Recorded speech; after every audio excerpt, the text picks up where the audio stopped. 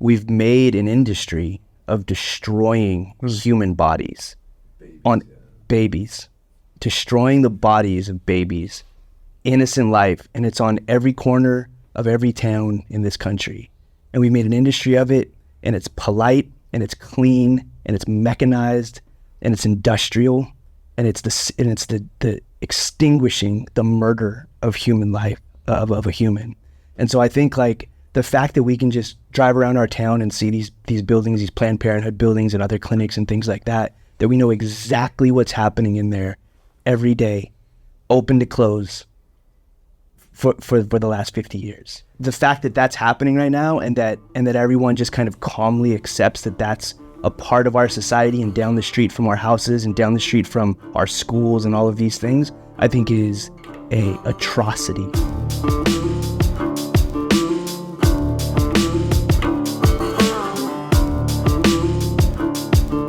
And welcome back to the Unyielding podcast, where we talk about anything and everything from a Christian perspective, from a biblical perspective. And I just wanted to say at the outset of this podcast that, you know, we're trying to talk about the whole world. We believe the whole world belongs to God. We want to think about every type of thing from God's perspective. And so in that, we think it's valuable. And so I just want to challenge you, if you're finding some value in this podcast, I know a lot of you guys have. I've had a lot of people come to me in person. A lot of you guys have messaged us online that there's some real value. I want to encourage you to share it. Go ahead and put just the link in your social media, or send it to a friend, or email it to somebody, because we think it's profitable and valuable. But there's also something I think profitable and valuable in you just taking a stand and putting it out there and saying, hey, check this out. Tell me what you think about it. I might not agree with everything, but I want to know your thoughts on this. And I think that's how these kinds of conversations get put out there. And I think that we need to be having more of those conversations, because we think that Christianity and God's perspective needs to take center stage in the public conversations about all these things we're talking about. Today, we're talking about a topic that is a massive, challenging, political, cultural topic, and that topic is abortion. And so we want to try to look at this from a Christian perspective, and so before we do that, let's ask the Lord to be with us. God, we love you, Lord. We look forward, Lord, to your leading, God, and your direction, Father. And we look forward, God, to justice, Lord, and the way, God, you want to bring about justice in the earth, Lord, and particularly, Lord, on behalf of the unborn. And so we pray, God, that you would help us right now. In Jesus' name, amen. You know, so often when the topic of abortion comes up, it comes up in a kind of a polite, pro-life, pro-choice, kind of political conversation. And that's not the kind of conversation I'm really interested in having on the topic of abortion. I think from the Christian perspective, and I think it's pretty clear, I think that human abortion is an affront to God. I think that it is on par with the worst genocides that we've ever experienced. I think if you were going to compare it, I would rank it as being worse among the worst things that have ever happened on the earth. I think it's worse than the Holocaust. I think it's worse than chattel slavery and the Middle Passage. And I say that because of the scope, because of the numbers, because of how terrible it actually is. And so I think sometimes we legitimize the opposing sides when we talk about this in kind of polite company, and where do you stand on this issue? Where do you stand on this issue? It's almost like you're standing the issue of, well, if somebody said to you, Black people, Africans are better at labor, and so that's why we have them out in the fields working, and they don't mind that much because they're not that smart. If somebody said that to you, you'd be disgusted and you wouldn't want to have a polite conversation with them.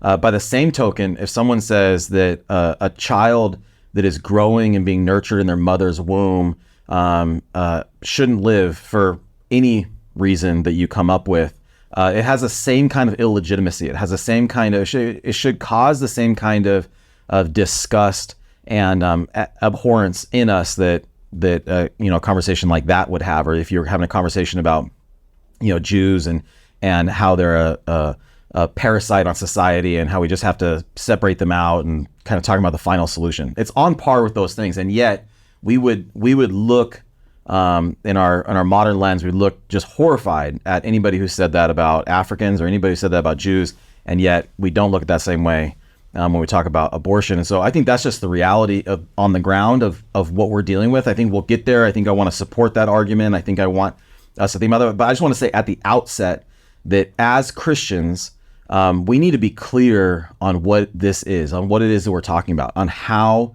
terrible it really is. And so that's kind of the jumping off point. And I think that, some of this is becoming more clear. I think as when Roe v. Wade first got passed, 1974, it went into to law. The Supreme Court decided Roe v. Wade.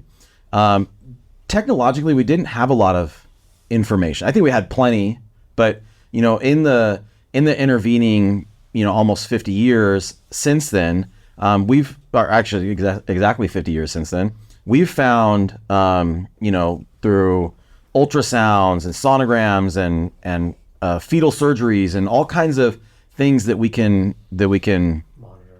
monitor and look at. We find out that, oh man, actually there's way more going on in human development way earlier than we ever could have known. And we can see, man, this is a person that has value and that we should value. So anyways, technologically, we've gotten more information.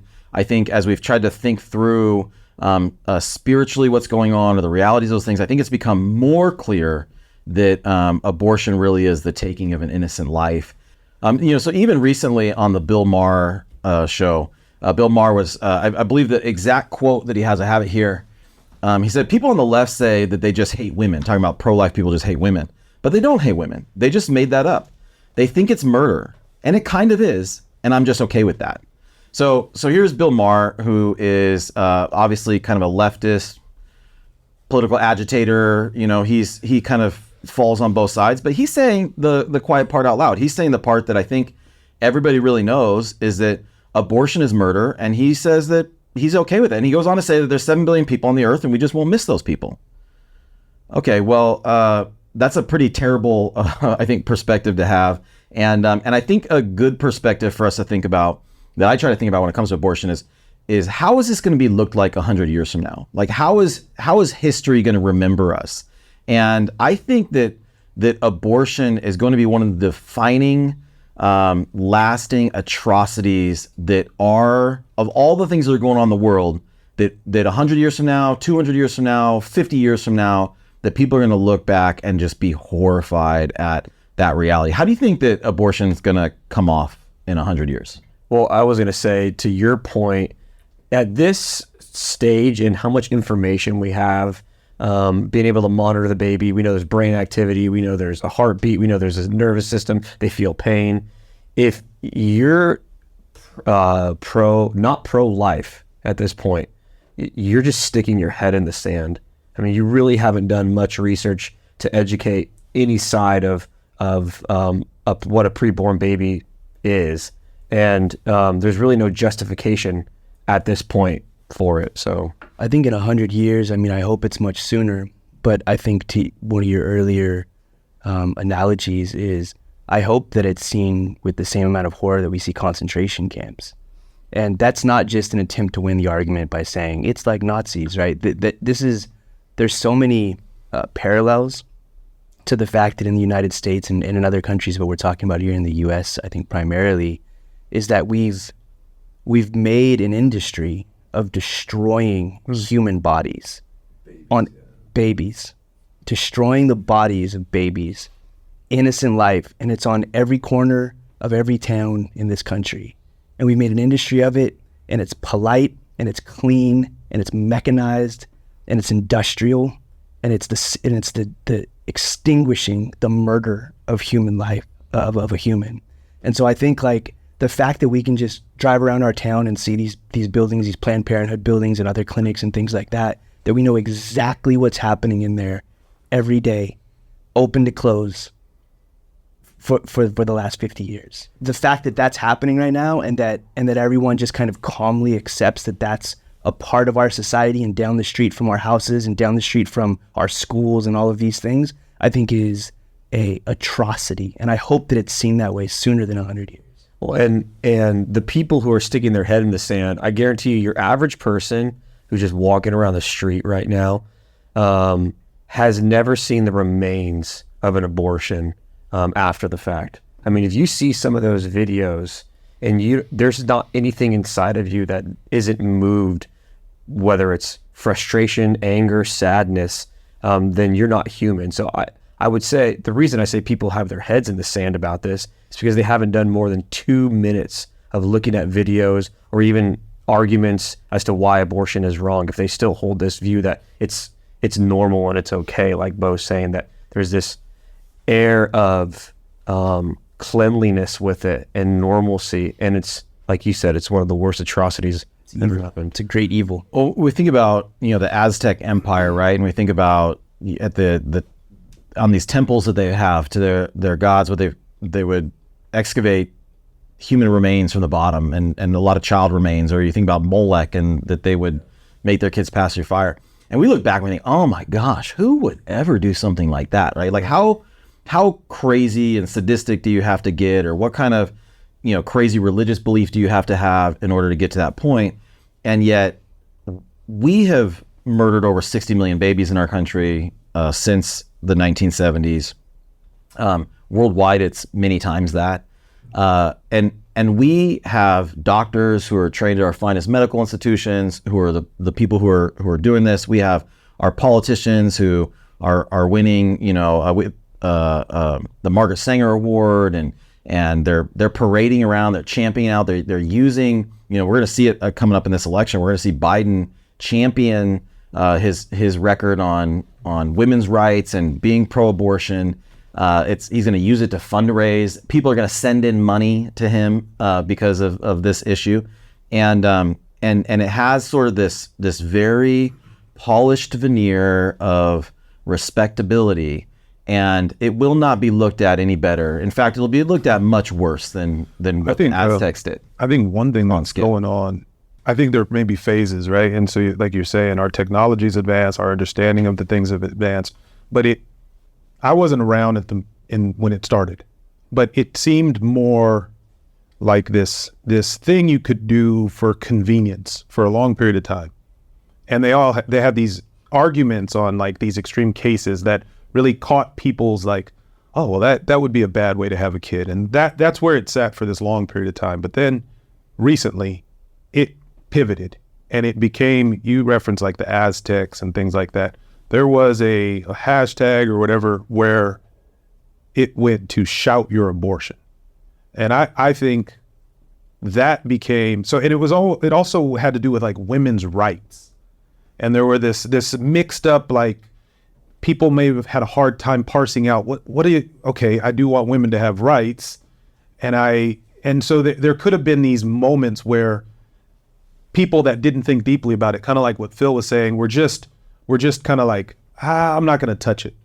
And that was the first. And now we're in a different place where it is getting what you're talking about with Biden, or what you're talking about with like shout your abortion, where this moment feels, it was always wrong, but this moment feels wildly different, where you've got employers paying for people to travel to states so they can get, that feels totally different than it did, than my perception of it from other points in our history since Roe versus Wade. And I think that is going to stand out when we go forward into history.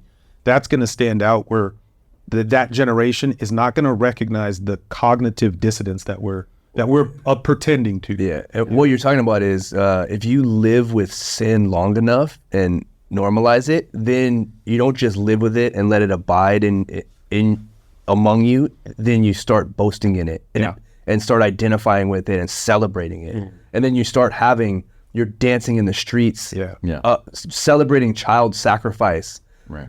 As a pagan culture, because now you've embraced sin to a unbelievable level. You become truly wicked and godless. Yeah, you think about an Aztec sacrificing a child because they think it might satisfy God's wrath and make it rain, right? Okay, well, we could look at that and think, oh gosh, like, yeah, I want it to rain, but that's not how climate works, and that's not how the weather works, or whatever. But you can understand the fear and the impulse and the culture or whatever. The vast majority of our abortions and our child sacrifices have been committed at the desire of convenience, right? At like making my life easier, getting myself out of a jam, uncomplicating things. Like the reasons for our abortion are for our child sacrifice are so much more venal, like they're so much weaker. But also the point you're saying about, that's not how climate works. My body, my choice. It literally isn't your body. Yeah, right. It's a little body being formed inside your womb. In fact, even the Aztecs knew that, right? You knew that when you had a baby growing inside you, that you would give birth and that baby would grow and be just like you, right? Yeah. A human being. We've known that for a long time, and now you have people saying, "Nuh-uh," right? Like it's my body, and that's the extent. I mean, of it's their argument. It's delusional. It's a deep. They've really regressed that way. You look at you look at the Aztecs and say, like, how could they think that? And it's because you reject the foundation of truth, which is God. Yeah, and you can also imagine in that situation the fear and almost like a child, being taken away from their mother's grasp, right? Like, back then, that's not what we're doing here. We have mothers presenting themselves before an abortion doctor in order to terminate the baby, to murder the baby that God has given them, the human being, the imago Dei, the person made in his image that has been given to that woman in order to nurture, in order to love, in order to protect, in order to take care of. One of the things that I said, if I said the middle passage is among the nadir of human society. It's among the lowest points of human society to just take human beings and put them on these slave ships in the most terrible kind of fashion, right? And ship them across in chains and just to an unknown, terrible, separate from your family, all this kind of stuff. How, like, wicked. And I'm not interested in lifting one iota of that guilt. And yet, at least if you're a slave, at least if you're an adolescent, a grown person, you could try running away. You could try escaping. You could try fighting back. You could try something. A baby in a mother's womb, she can't call 911. He can't run away. He can't fight back. He has no recourse. He has nothing to do. And so this kind of, I think, at least brings us to another question of why I think that this is an issue for us and an issue for today. Just the landscape is this. Dobbs was decided that made Roe v. Wade, overturned Roe v. Wade. And again, just if you're not familiar, the case of Roe came before the Supreme Court, and the court decided that Roe was a constitutional right, that women had that there's a constitutional right to abortion, and that every state was forced then to have legalized abortion in their state. Okay. When Dobbs came out 2 years ago, it overturned Roe, and they said this is no longer the law of the land. It goes back to the states, and different states have the right to decide. Okay, since then, there's more abortions happening today than there were previous to Dobbs. So there's more abortions happening in 2024 than happened in 2021 and 2022. Okay. There's also states that are doubling down. Our own state of California enshrined in the California Constitution the right to an abortion. And so you have several states that have done that. When abortion has been on the ballot, it's lost almost every single time since Dobbs, and that means that it's a winning issue for leftists. It's a winning issue for those people that people in our country largely do not want to stand up for real, actual pro-life policies. And I think one of the reasons is, I think as long as Roe was there, it was kind of easy to posture and say we're against it, but it really is a relatively small thing. It gets overturned, and now the fight for legitimacy, and at least in the courts and the legal part of it, goes to the states. But my point in bringing all this up is we're losing the argument overall. We haven't communicated well. People who believe in the sanctity of life, who believe in the value of the unborn, who believe that abortion is wickedness.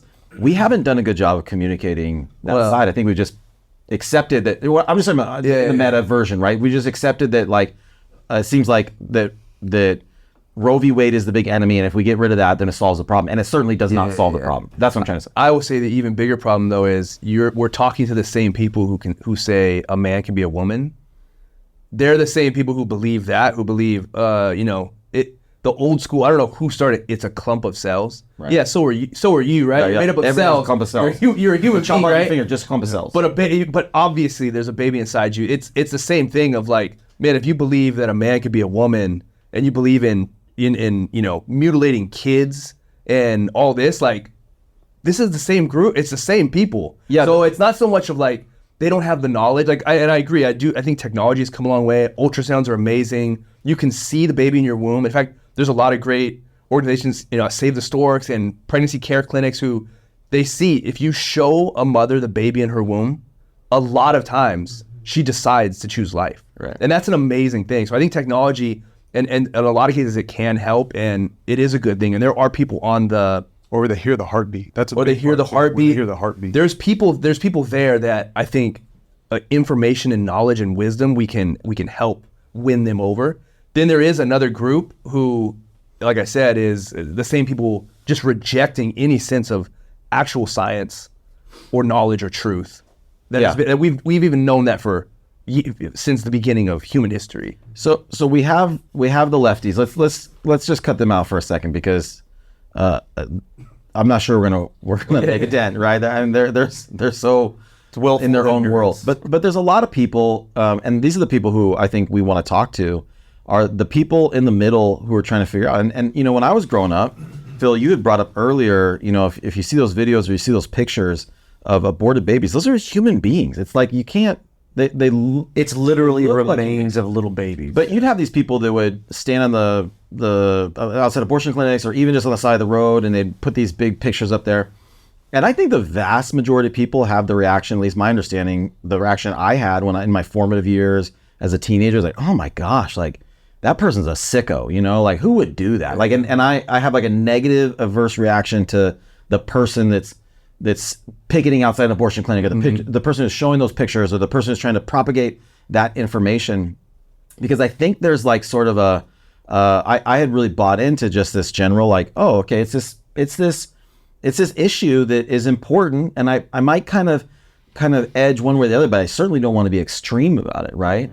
That's like saying that you live at outside of a concentration camp, and well, I don't want to, let's not be too extreme here one way or the other, as you have these cattle cars of Jews coming up being gassed and worked to death, right? Like, no, that's actually something we should take a stand on. And so I think that there's a lot of people in the middle who are uninformed, who haven't really thought about it, and they've had the permission of the society. They had the permission from the culture that I can just stay here, and it's fine to be kind of neutral. I can be kind of Switzerland in the whole thing, and it's not that big of a deal. So what I want to bring up is one of the arguments, and let's just maybe get into this part of it, is that here we are, 5 men having this conversation about abortion, and there's lots of people who their first reaction is like, what do you guys even have to, you guys shouldn't be talking about it. So how would you respond to somebody who says, I'm not coming to a podcast of 5 men to find out what I should think about abortion, because it doesn't have anything to do with it. I thought about that a lot. I thought about it a whole bunch, because we've talked about dating, and we've talked about what several things that I think are important for men. And I think this is important for men. You should have a standard for the women that you're interacting with. And if it's a Christian woman who believes her right is to choose an abortion, that it's a woman's right, then that is something that I think Christian men should be like, we should separate ourselves from. And I'm talking to the ones that aren't married and aren't, because whatever's in law, whatever's political, I think there is something that Christian men need to understand about the Word of God and about their standards that would have an effect into the system. And so women that have, and they can be confused, but when it's conflated that it's their right to make that choice, I think you have to, they can't be, you're not dating women like that. We have to be exclusive in a sense. And so from that angle, I do think this is a men's issue. And I think the more Christian men that can stand on that premise, it'll have an outworking. So from that, at least from that one angle. Okay, so let me just restate, Spencer, is there something in there about, hey, like if you're getting into a relationship, if you're gonna marry someone or have a child with someone or put yourself in a situation where you might have a child with someone, knowing what they believe about abortion might be a pretty central. Knowing if they're okay issue. with killing a baby, is a good thing to know. Yeah, and for a couple reasons, because one, no human babies have ever come about by spontaneous fertilization, right? Like it happens through one. No, it was the Holy Spirit. Okay, so no, none. But I almost had him. Yeah, nice try, tricky Ricky. So what happens there though is that, and this is an area where the culture is bought into women's rights, and you don't have any right. Yeah, that's a man legally doesn't have any say in whether a woman has an abortion. If you're the father of that child, that's your child being put to death, and you should think very carefully, right, about the kind of person. So just on one kind of scale, that's an important thing for us to be conscious of, aware of, consideration. But yeah, I wouldn't. That wasn't even at all the. No, I think it's good. The standard that you're setting, if you're saying that, oh, you're a man, so then therefore you can't have an opinion on abortion, is a silly standard, because that standard would say that you can't have an opinion on anything happening in the world unless it's directly affecting you. So if there's a war happening in Ukraine, you can't have an opinion on it because it's not affecting you. Gaza. You're not Ukrainian. You're not Ukrainian. If you have Palestinian. cancer. Even if you took it down on that same thread, I'm not a man, but I have a stance on women getting raped. That's wrong. That's exactly a women's issue. Or a woman getting beat or hit. Like I have a stance on what is your stance on? Don't do it.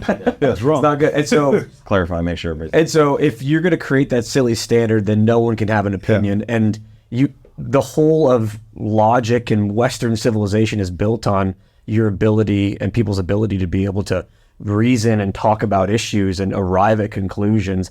And so it really is a silly standard that should be thrown in a trash barrel, because no one's even thought 2 steps down the road about it. Yeah, I mean, I think at like the basic level, you're saying if someone has the argument that because we're men that we can't speak about abortion, I mean, the basic reason that that's not true is that truth is truth, right? It doesn't matter your identity and your particular, intersectional nonsense reality where you say that you have to hit these 15 bullet points or you can't have a perspective on, or you can't speak into my life or into the lives of people. You have to exactly match their circumstance to speak into it. That doesn't make any sense at all. Truth is truth.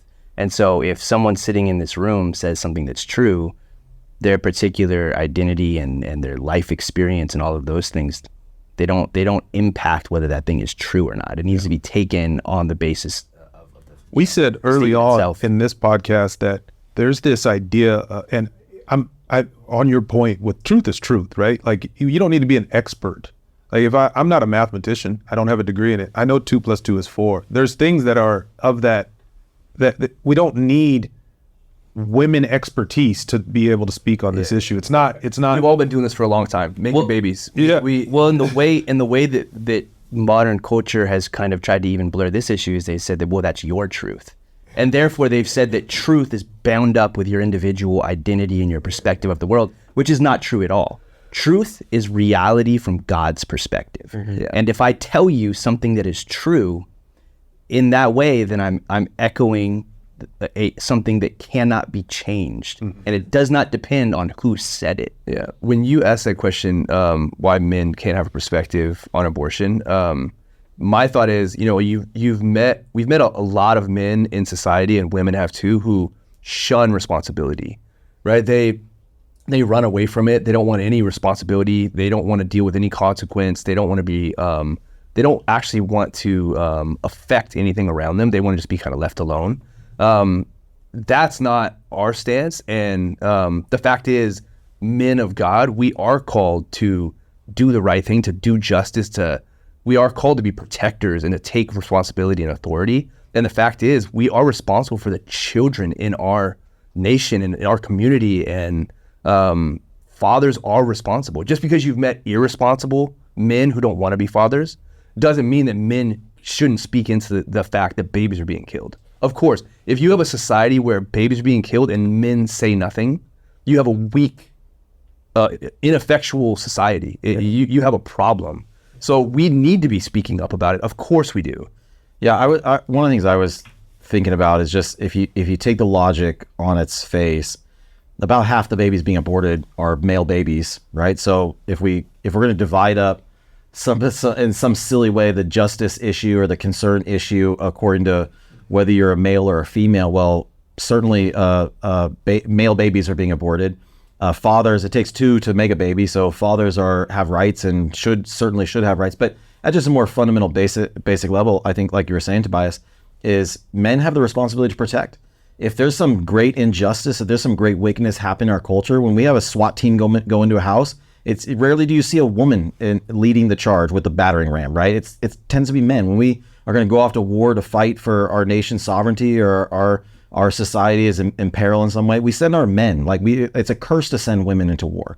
So obviously we got some women in the military, but it's not the way that God ultimately intended it. And so I think this is absolutely, not only is it an area where I'm undeterred by your argument that men shouldn't speak up, I would make the exact opposite argument. It's actually, we got into this problem because of a lack of male responsibility, lack of male leadership. And it's going to be men standing up, standing for the truth, proclaiming the truth is what's going to get us out of this. Well, an abortion fuels male irresponsibility. Yeah, right. It gives them a free pass. Yeah. It advocates, It's not good for anyone. Yeah, it advocates the responsibility to take care of your child, to provide, to protect.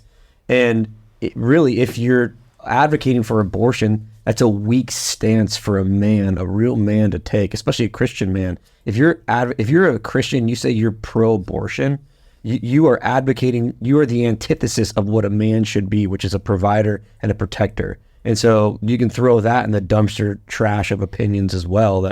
So men, I think, and this might be men, I think it applies to women. I think it applies to Americans in a lot of ways. I think we are in a point in time with a lot of pressures coalescing. And I think freedom and wanting freedom is at least some of this. And what children represent is responsibility. And so there's this tension between freedom and not being told what to do and being in complete control of every moment of your life and responsibility. And I think there's also that needs to be carried forward by men, understanding responsibility. Women have a stake in that too. Like our call as Christians before Americans is to be purposeful and responsible people with how God has set the world to work. So that trumps the individualism ethic of Americans of like freedom, unattached, no pressures on me. You can never tell me where to go. And so I think there's an element there that also is important for Christians, men and women, to understand. Is like, that's not freedom isn't our highest ethic or ethos. First and foremost is what the Bible says. And there's a lot of responsibility that is important. And when you order it correctly, then you can be most free. If you flip that and you just want all freedom, no burdens, I'm trying to think of something like no hindrances. Your orientation is off and wrong, and a lot of bad downstream things stem from that. I was going to say that whole libertarian freedom argument doesn't even mesh well with their own beliefs, because the whole libertarian idea is there's a non-aggression pact, within the libertarian worldview. And so you're literally killing someone. So your freedom stops at someone else's nose. You have the right to life, liberty, and pursuit of happiness as long as that doesn't impede on someone else's. And abortion impedes on someone else's life. So libertarians that believe that abortion is someone's choice or their freedom, they don't even they have their morals mixed. Yeah, they're leaving a little break right in their philosophy. So that's the point. The other thing that abortion fuels is sex trafficking. People who it allows their merchandise, the people who they're sex trafficking, to stay clean and keep their merchandise going. They're the people that they're sex trafficking.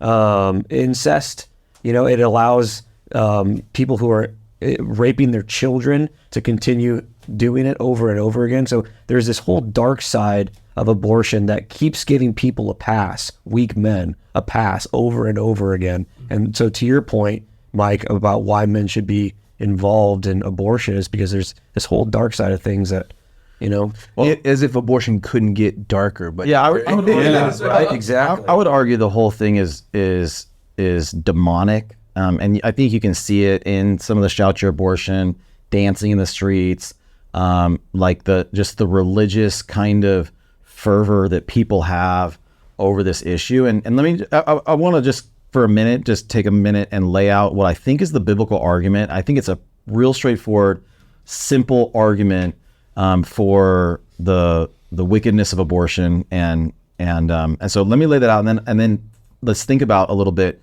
why there is such a response to it. And I think, like I said in the very beginning, I think as we kind of politely engage on it, you're politely engaging on this demonic, wicked hatred of God, hatred of the image of God.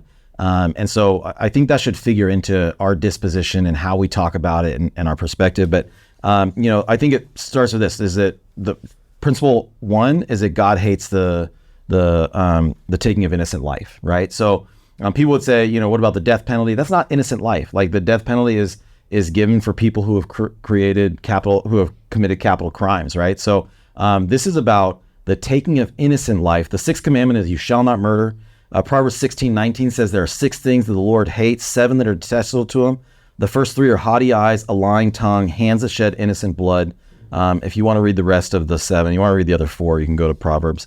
But it's a real simple principle that human beings are made in the image of God, that's what gives them value, right? So from the Christian view of the world, we have an argument of what makes human beings a special part of God's creation. They are set apart from everything else in creation, everything else that's good, and we should, value the environment and take good care of animals and be good stewards, all that kind of stuff. But human beings have a separate, distinct position in the world as the Imago Dei, made in the very image of God. Nothing else images God other than human beings, right? And so that's what gives our value. If you're coming at it from a materialist perspective or kind of evolutionary neo-Darwinian kind of perspective, we're just a bunch of atoms bumping into each other, right? There is no meaning. There is nothing that makes humans special. That's why you kind of get these guys that, will say wildly crazy ethical, like it's devoid of any real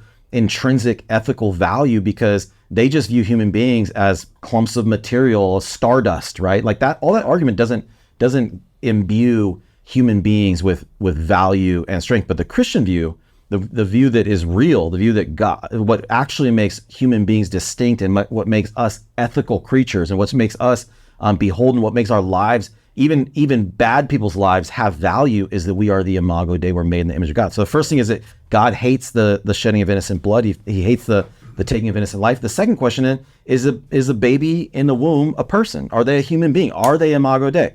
I think it's clear what the scriptures teach. Jeremiah 1:5 says, before I formed you in the womb, I knew you.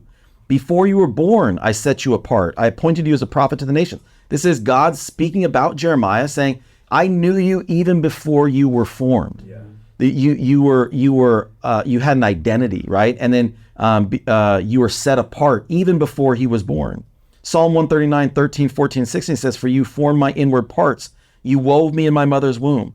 I will give thanks to you, for I am fearfully and wonderfully made. Wonderful are your works, and my soul knows it very well. Your eyes have seen my unformed substance, and in your book were all written the days that were ordained for me, when as yet there were not one of them. This is the psalmist praising God because God knew him and wove him together and formed him in his mother's womb.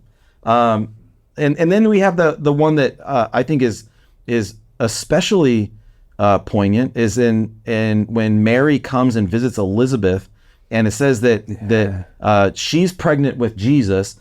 Elizabeth is pregnant. Mary's pregnant with Jesus. Elizabeth is pregnant with John the Baptist, and she comes and she says, when Elizabeth heard Mary's greeting, the baby leapt in her womb, and Elizabeth was filled with the Holy Spirit. In a loud voice, she exclaimed, blessed are you among women, and blessed is the child you will bear. But why am I so favored that the mother of my Lord should come to me? As soon as the sound of your greeting reached my ears, the baby in my womb leapt for joy. Blessed is she who has believed that the Lord will fulfill the promises to her. So, dude, here's two babies that both are anointed by God, that are responding to each other in joy. John the Baptist is responding to Jesus in joy. as just their inside the womb. Like, it's clear, and it's clear from science. It's clear from theology. It's clear from just like a philosophical, ethical perspective that babies are human beings and that they should be afforded the same right to life that we have. So that's I think the real simple two-pronged biblical argument for the value of human life and why abortion is illegal, because we shouldn't take that life. And I think that goes to, like, you know, Phil, you were talking about human trafficking and pimps and prostitutes and incest and all these ways to cover up sin and all that kind of stuff. But I think just the general everyday a person who is seeking an abortion for whatever reason, because it's going to mess up their college career, because they don't want to affect their life in that way, because they're poor, because they can't afford to take care of a baby, because of whatever, all the kind of arguments. And you're right, Spencer, you said earlier, so often the argument hinges on people will give these crazy outlier examples, right? And the exceptions usually fall into two categories. And I think most people fall for this. The life of the mother, these are the exceptions that a lot of even like pro-life people will put in abortion bills. The life of the mother, let's set that one aside. We'll deal with that in a minute. And then the rape and incest, right? That how fair is it to have a woman who's been raped have to carry the baby of her rapist? Okay. Let's maybe deal with those. So I want to get back to the fact that this is what we're dealing with here is a demonic perversion, a demonic distortion. But let's deal with those two exceptions that I think at one time in my life felt very reasonable, felt very logical, felt very compelling, of like, oh man, like that is a terrible situation, and try to think through that from a Christian perspective. How would you deal with it? Yeah, I mean, those are a baby that is formed through rape or incest. That's an unbelievable weight for a mother to carry. It's huge, but that baby has done no wrong. Yeah. Right. I mean, like, let's just take those things. The baby has done no wrong. Right. It's not his or her fault who their parents were. Yeah. They deserve a chance at life and forgiveness and purpose and all of that. Is the weight there? Like, absolutely. Is it an unbelievably honorable thing to carry that baby, knowing all the implications of it and the memories and the weight of it? Absolutely. Yeah, but those two things are true. Like, those two things are true. Yeah, when an abortion has happened, or where some wicked violation has happened, right, of someone's sexuality has been violated in that way, that's a terrible thing. And if I could alleviate consequences of that, if I could wipe your memory, if I could get a DeLorean, go back in time, fix it, like all those things. Kill the guy. Yeah, like put him to death. Certainly, I think that he should be put to death. All those things are true, and like there's just going to be, like, going through life and wicked things happen and violations happen. There's consequences you have to deal with that are terrible, and you can't get rid of them all. But one of the things you cannot when a rape has happened, you said rape. You said abortion, but you meant yeah. Sorry, when a rape has happened. What you cannot do is you cannot punish an innocent person for someone else's crime, right? So if Phil kills my kid and we go before the judge and the judge says, okay, we're going to kill Phil's kid to make up for it, right? That would be so unjust, right? We would never do that, because Phil's kid is not guilty of Phil's crime, right? Yeah. And so the child of a rapist, there's three parties there, right? There's the man who's the rapist, and he's a criminal and he should be put to death. I think would probably largely agree that rape or those kind of violations should require the death penalty. Okay, Yes. and they're not in our culture. Okay, so we're not in any way a rape apologist or a incest apologist. Okay, but there's the victim, the woman who's the victim. Then there's a third person, right? The third person is the child who also is innocent, right? And you don't take the life of the child in order to bring about justice. Well, it's immoral to discriminate against a human being based on the circumstances of their conception. Yeah. You are discriminating against their life based off of the circumstances of their conception, how they were conceived. That is immoral, and it's an innocent bystander. So in the instances of rape, you can't involve and punish a third party that had nothing to do with it. It is a brutal situation. And I think to Tobias's point, like, I think recognizing how difficult that would be for the mother, we should all do. Everyone should think about that situation, how heavy it would be, and have empathy for that. And I think the second part of what he said is so important, that as heavy and as weighty and as difficult as that is, and as self-sacrificing as it is to raise this child in your womb that is, was conceived through this heinous act, there's so much honor in it, and there's so much value to that human life, to that baby that's inside you, that as hard as the situation could be to bring them to term and to give birth and to raise this child, it's worth it. It's all worth it. And we've lost the value of human life in this society, where we think that, oh, well, it really tips the scales in one direction. It doesn't. No, it as actually, hard as it may be, it actually does. worth it. It does tip the scales, because the opposite, if you take the baby's life, you have an abortion, right, you're heaping shame onto what is already a terrible, doubling down on burdensome situation. And you now are sinned against, and now you're taking that opportunity to sin yourself. And so that's like the doubling down of making it worse. And sorry, when I say the scales, I mean the value of human life versus the difficulty of the situation. Yeah. We tend to lightly value human life, and we say if the situation is difficult at all, right, then we can get rid of the human life. And so I think when people come to the situation, and that's talking about people just being inconvenienced, they get an abortion. So when you have this very legitimately weighty situation of having to deal with this, the outcome of this abuse, then people say, well, of course, the human life isn't worth that. Right. But it is. It's interesting you said shame, because one of the things going on with abortion is they're trying to make it not shameful. Right. And so I think that's an interesting component in this. And I think of it from so obviously it's wicked and awful if a woman is raped. And then if it produces a child, very complicated. But I would argue that the deepest healing that woman could ever get is by bringing that baby to life. And then I think a lot of it is like the stories that we tell. And if I were to be speaking to a woman and trying to help her through it, obviously she needs as much help from everybody around her who's going to guard her and protect her and build her up and provide what they can. But also just thinking into the future for what if that baby that would have died maybe at 13 gives you a hug around the neck or something like that. Or like those moments, that's the waiting moment. Or they go forward and have children, and you can, like, we attach so much to our choice to be free versus what legacy could you leave. And I think that I don't know how to articulate that, but that would be what I would want to tell the woman. How much healing would you have in the moment when that child can just tell you, show you love, have a good moment in their life. All the wickedness is there. Or you give them, or you see the life that they have, you give them a better life. Because just speaking realistically and the difficulty of that situation and the complexity, women, even if keeping their baby in that situation and giving birth, a lot of times adoption would be right, like that. Absolutely. Now that is that like the fact is you could give them a life and see that, and that would be very healing. You'd be redeeming the situation. And I think that would be more healing to your soul. By it would times a million.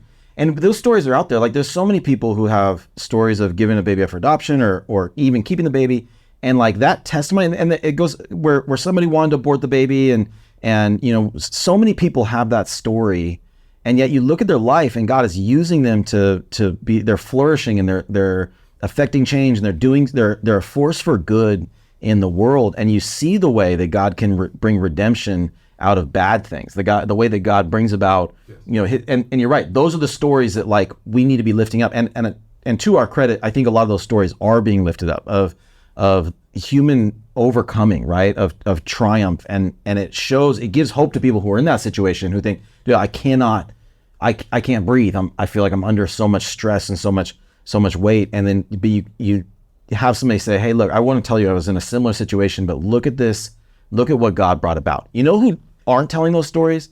People who have abortions. They're not. Yeah. You're not going to run into people who are like, oh, that really, really helped me, and it was so beautiful. If you do, you can just listen to the intonation of their voice, the quality of their Those stories are hollow. hollowness. There's It's nothing empty. There's no weight in it. This is why it's so, we talk about the deceptive lie, the demonic lie, that somehow your life will be improved by taking the easy way out, so so you can continue on, you can go get a good job, you can go to college, so you can like these stories we tell ourselves, so you can keep having fun with your friends, so that whatever it is, like it really is, we have sold our souls for nothing, for like vapidness, for just worldliness, things that are going to for convenience. I want to get into that more too, about the demonic side of it. Can I say, I don't want to say the first, like the low hanging fruit, or the case I do want to mention is, some women have a stance on abortion now because they've had an abortion in their past. Yes. And they have so much shame and guilt about it that they don't want to speak out about it, and they're trying to soothe their own conscience by saying it's okay. Yeah. And I'll say right now, like, you can have forgiveness. Yeah. You can be, but you need to turn and be healed. You can be forgiven of that act. That baby went to meet Jesus, right? Like, you can be forgiven. It will be, there's healing and redemption in it, but you have to turn from it. Yeah. So that's The healing comes from telling the truth. It doesn't come from keeping the law the same, and then you don't get any condemnation amongst men. The healing comes from God. From God. It's gonna And look, the numbers are astonishing. Like the numbers of the women that we all must know who have had abortions, to be able for these numbers to be accurate, and they are, I think they're pretty solid numbers. There's just a lot of women and a lot of men who are guilty of taking innocent life. And the enemy would or love, encouraging women to. Yeah. the enemy would love to have your shame and guilt steer the rest of your life. Yeah. And so let me just say, because I have been outspoken on abortion for a long time, and you hear these kind of like, and listen, what I want you to hear from me and what I want you to hear from us is a unapologetic, unyielding condemnation of abortion as wicked and wrong. Okay.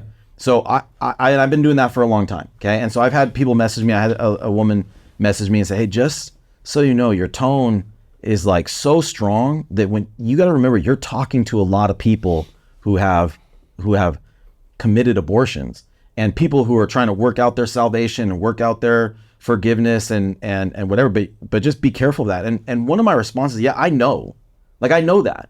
And so always, and we said this, I think if you go back to our very first episode on this podcast, like we're always going to end with grace, because that's what Jesus does. Like I'm not a less of a sinner, right? I've never participated in an abortion directly, but I'm not, my guilt and before the Lord is not less, right? If anything, I'm the chief of all sinners. Like the good news of Jesus Christ is we are sinful and we are broken and we are wicked. We are alienated from God. We are dead to our any hope of eternal life. Okay? Cut off from him because of our sin, because of our guilt. That's the bad news. The good news is that Jesus Christ will make you his friend. He will forgive you of your sin. He will invite you into being a son or a daughter, into a relationship with him, and you could be saved from your sin. And so listen, that's the call for every liar out there, every murderer, every rapist, every child molester, every person who has done wickedness in their life, which is all of us. And maybe you've just been a real selfish person. Maybe your sin is self-righteousness, whatever it is, okay? But that God will save and rescue a sinner. You should cast yourself on him and believe in him, trust in him for the forgiveness of your sins. That's the only way any of us get saved. And so, Tobias, for sure, and it would have been even, I'm glad that came up. It's 54 minutes in. We need to, we probably should have started with that, ended with that, because this is an issue. And I think I think you're right, Spencer, that one of the reasons this is such an intractable, hard thing, because it's so obvious, it's so clear, is because we have so much guilt and shame around it. Yeah. So we're defensive. But we don't soften and minimize the impact of sin. Yeah. We need to speak about the power of God to forgive you and heal you. Yeah, that's putting a Band-Aid on a bullet wound. It's not going to help. Well, and God has an incredible way of making all things new. Yeah. God can really hit the reset button. I mean, he's restored Absolutely. He's restored so many lives, and there's so many testimonies. And we have such a narrow perspective of, I'm never going to get out of this situation in my life, and it's always going to haunt me. And that's exactly what the devil wants to do. He wants to shove your face in it like you shove a dog's nose in the poop on the carpet. He just wants to shove and accuse you and point you. It's like, you're never going to get out from this sin that you've ever done in your entire life. And you just need to give it up to God and look to him. And he makes all things new. He breathes life into dry bones. And so we have such a limited perspective on what God can do in our mind, in our heart, in our circumstances. And if you would just go to him and allow him to enter into your heart, he will make things right. Yeah. He will make things right. So that, to your point, to that person that may have had an abortion, you don't have to wear that shame your whole life. You don't have to wear that burden. God can take it off of you. It sounds weird, but it's true. We've all lived it. And now on to the people who are celebrating it and the wickedness of abortion. We'll take a different tone. Yeah. That's a different tone. I'll bring up one thing I think is unbelievable. I've actually I've severed a few relationships because it's not on my choice, but I had posted something about, abortion at some point, and there were actually 2 moms that messaged me privately, just blowing up, how dare you? And these women grew babies inside their wombs, gave birth, and are raising little babies. And they're saying, yeah, you should be allowed to kill babies in your womb. And to me, that's unbelievable. It's how it works. You did it, right? And you're looking at the face of your baby and you're saying, oh yeah, like I could have killed him. And you're encouraging others to do the same. Yeah, the hypocrisy, it's interesting. You see those videos and they interview random people, these, I like to call them bots, who have never thought deeply about anything in life. And they ask them this question: if a woman's pregnant and a man comes and stabs the lady and it kills the baby, what should that man be charged with? Well, murder of the baby. Okay, what if a woman's pregnant and the boyfriend or husband secretly slips an abortion pill into the baby and kills the baby? What should that man be charged with? Well, murder of the baby. Well, what if the woman who's pregnant with a baby goes and kills their baby? What should she be charged with? And they go cross-eyed. They never thought about the hypocrisy and the juxtaposition of their 2 positions, where if someone else does it, it's unjustified and it's murder. And then if the mother does it, then it's completely justified. Yeah, and that goes to the thing, that people are saying the baby needs the mom to survive. It's her choice, right? Well, yeah, babies need you for a long time after they're born too. Right. If you just leave a baby alone, it's gonna die, right? Like, you idiot. A 1-year-old died. And you would get in trouble. If you had a baby and they were an infant born in the world and you left it somewhere, there's laws. That's neglect. You would get arrested. I think the right term is that cognitive dissonance. They hit this point in their logic where they go cross-eyed. They schism out, and you're like, I can't get to an answer. You never thought 2 steps down the road of your opinion. It's because they want to hold on to the fact that women's rights are good, and that they when they conflate the 2 together, they're like, well, that's part of women's rights, and it's like, no. Should women be able to own businesses? Yes. Should they be able to vote? Yes. Should they? There's a whole gamut of women's rights that are good and have been positive for society. Abortion is not one. I know you don't. We can go to women voting if you want, but there's truth that they don't want denied, that they say, well, we can't give any ground, and it makes them inarticulate. It makes them kind of confounded in how they need to speak about things. It's not systematic. Because it's not. It's a break in logic. It's a break in logic. Cultural acceptance is a hell of a drug, dude. Like, just wanting to be just ingesting the zeitgeist and going along with it, dude. It will lead you to some weird places. And if you go back, I think one of the most valuable things to do several years ago, I think it was 2015. When those videos came out of Planned Parenthood, there was an undercover expose done of Planned Parenthood, and all these abortion clinics were selling aborted baby body parts in order for medical studies and medical research and stuff. Yeah. These videos came out, it's first off, it's supposed to be illegal, but just the callousness of it, and these abortion clinics double dipping, getting paid for the abortion and selling the body parts. And you talk about perverse incentives, right? Of trying to like do this kind of stuff. And it was just so disgusting. It was such a visceral reaction to it. I think we had that, we were just kind of in, that was the first time I've ever seen anything like that.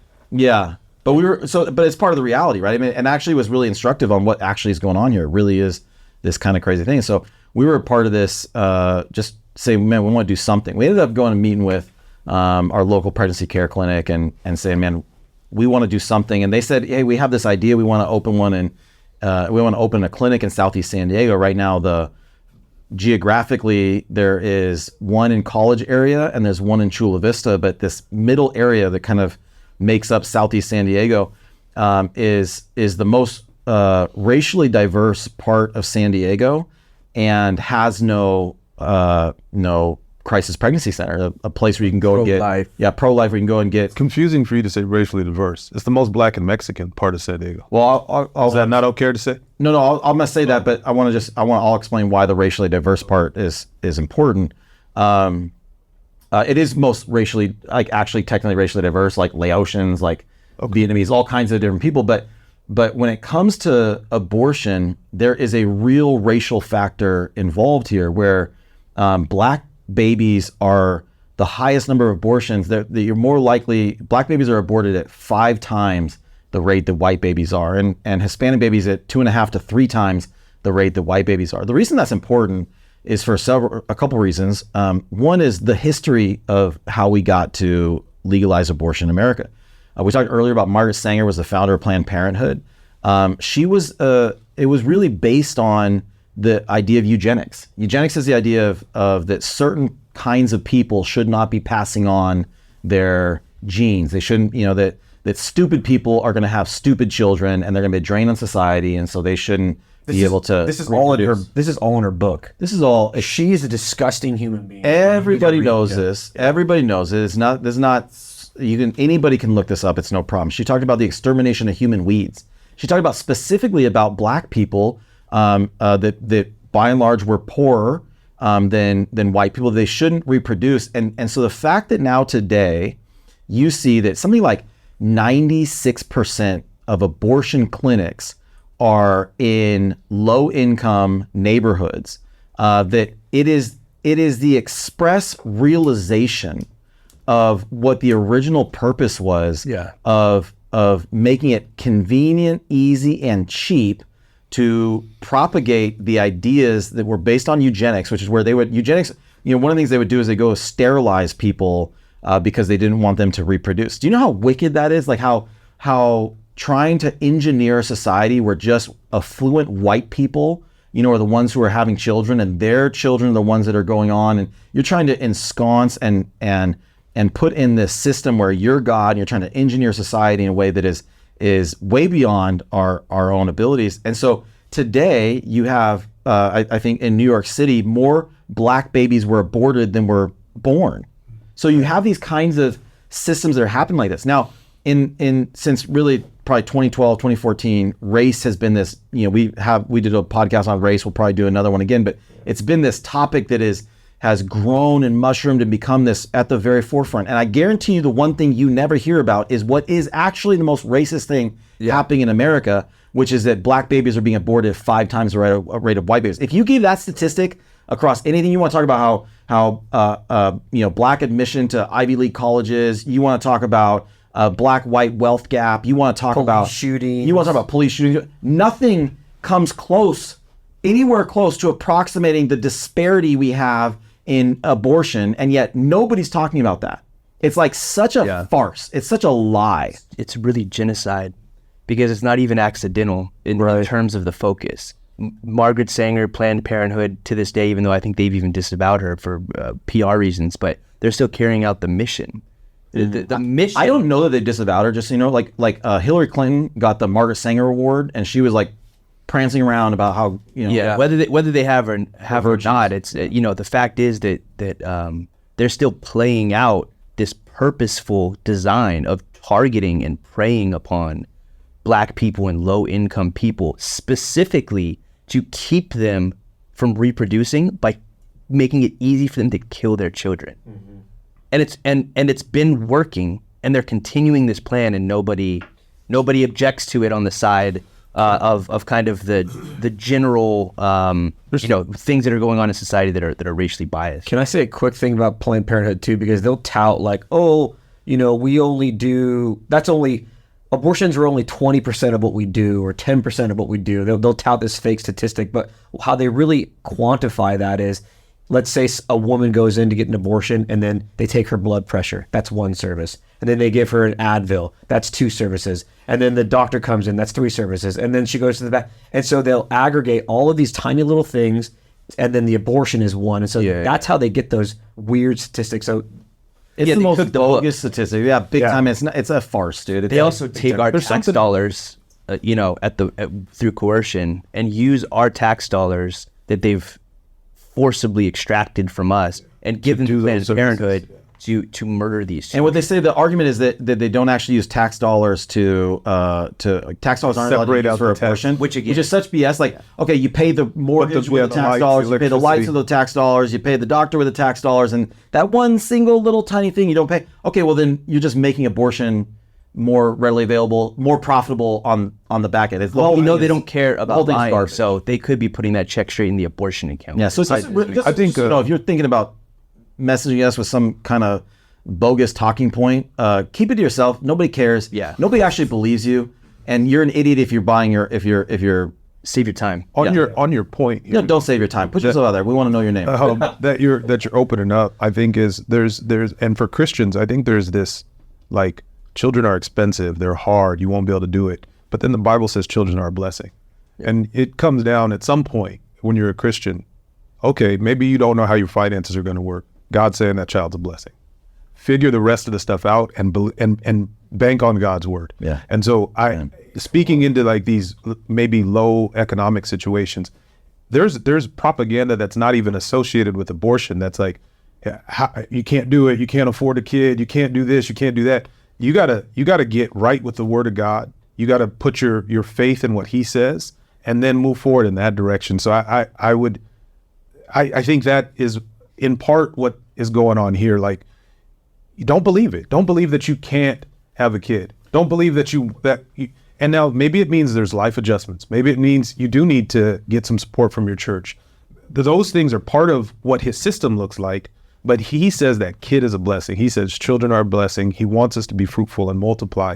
So I think there's what are you going to choose? What are you going to believe in, right? There's an old pastor's line that says God backs your act, right? So when you make a move in the right direction, God will support you. God will be there for you. And I think it's important what you're saying, Spence. Like, if you don't believe the lie, within a marriage, have children, don't support this genocide, this abortion, and if you need help, reach out. And I think that's one of the things like Mike brought up, is that we're not just saying tough luck if you're low income or something like that. As the church, we want to help families, we want to help children, we want to help mothers and fathers give birth to these kids, raise kids, keep them healthy, all of these things. And that's one of the things that the pregnancy care clinic, the goal of it was not only to prevent abortion, that was certainly a big goal, to provide ultrasound, but also, they'll give diapers and support. Maternity clothes. Yeah, all kinds of support. Maternity care, baby food, parenting classes, adoption services, like so many different things that moms need to put up the story is we were able to get that clinic opened. We came out, they needed $50,000. They needed $100,000. When we went to that meeting, he said we need to raise $100,000 to open the clinic, and he said we've raised about 50, but we need another 50. And so we walked out. And Tobias and I were in that meeting with Josh, who was the director of the pregnancy care clinic. We walked out and we're like, okay, well, we want to help you try to raise that money. And so I was like, I talked to Tobias. I was like, what do you think a good goal should be? It's like, I'm thinking like maybe we set the goal like $10,000, and then maybe we can raise a little bit over that. And Tobias was like, yeah, I think we should set the goal of $50,000. I was like, yeah, but Tobias, we were not going to raise $50,000. So we set it at 10. Maybe we can get to 10 and maybe even over. We look good, but if we set it at 50, we're just failures.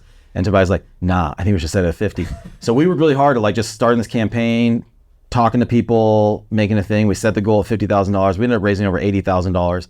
for that clinic, and it opened, and it's there. It's servicing Southeast San Diego, and it brings all those services, all those opportunities to people. One of the things that I didn't know before I started to get into this is that there are 10 times as many pro-life pregnancy care clinics in America than there are abortion clinics. There's actually a lot of help. There's a lot of service. There's a lot of people who will come alongside you and help you. There's a lot of people who will adopt your babies. There's a lot of people who care. There's a lot of people who want to do whatever they can to be with you and to stand with you. And so just like you said, Spencer, I think if you find yourself, and this is the message we need to be sending to our kids, this is the message we need to be sending to other people, we need to be proclaiming, is that, man, there is support, there is help, and this will not be the end of your life, because that's what people, out of fear, and they're scared, and so they react and they just want to make it go away. It's the beginning of a life. Yeah. For your child. Yeah. That's what it is. And for you, it will be fruitful and blessing for you. And God honors people who walk by faith. And so when you do step out and walk by faith, it's an important thing. Can I change gears, or are we out of time? No, we just Because do you want to talk about voting or something? I don't know. What's that? What are we talking? No, there's a lot of talk online in the pro-life movement that I don't, and this perspective that I'm going to bring up, I don't think has been said very, very often, and I might be in the minority here. But before you say it, I just need to clarify. Yeah, I'm fine with women voting. Are you though?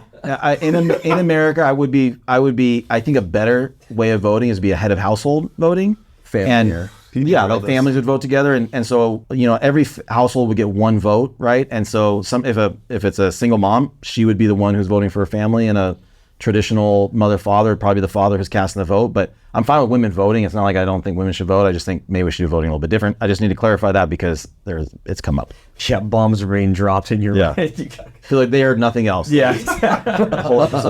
Like ears went up. No, it has to do with the policy perspective with regard to like a national ban on abortion, or even in state legislatures potentially negotiating a ban with the other side, with let's just call it what it is, the Democrat Party and Republicans. And this is an argument within the pro-life movement that I've been seeing. The pro-life movement is kind of, there's perfectionism and incrementalism.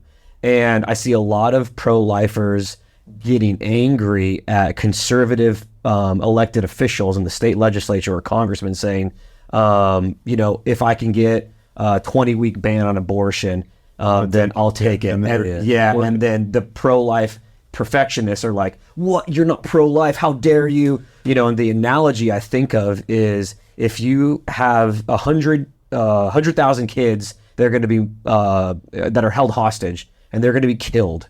And the hostage negotiator goes in, and they're able to save 40,000 kids. Are you going to have that same perspective with them, knowing that these kids are going to be killed, and say, well, what's the matter with you? Why didn't you save the other 60,000? You only saved 40,000.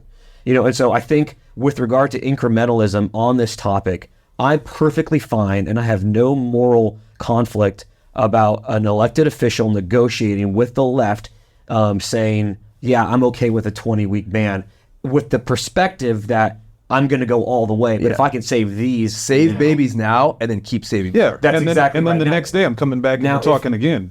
Yeah, exactly. And now if the situation was inverted, and there was a complete and total national ban on abortion, and then conservative elected officials were negotiating, okay, well, maybe you can have exceptions for this and that, then that would be wrong. Yeah. That's when you go after them. But if you're going to the negotiating table and you don't have anything left, you take as much as you can. You've got to win ground back. Yeah. So if you win ground back one step at a time, And then don't stop. and then And we then don't exactly stop. and then we don't Till we stop. have And so don't come down on these people who are trying to do the right thing and trying to And get the elected. pro-life I think- people I think they need to understand is that there's a political and a legislative process that we need to pull all the mechanisms in that process to win back territory. Right. And then there's also a position, and the position is absolute, right? Yeah. And you go from person to person and try to convince people absolutely to never do it. Yeah. That's so both need to be working in like parallel, right? We want to win as many hearts